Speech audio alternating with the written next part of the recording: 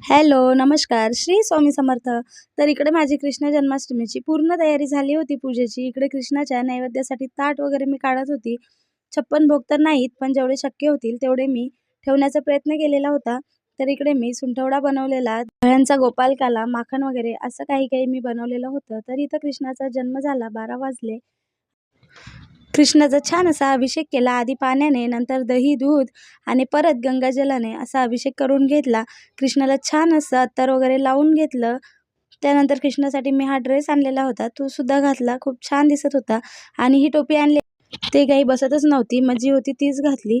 नंतर टिक्का वगैरे लावला, अक्षत, कुंकू, ही छोटीशी बासरी वगैरे, हार वगैरे घालून घेतला. कृष्णाला पाळण्यात ठेवला आणि झाला कृष्णाचा जन्म.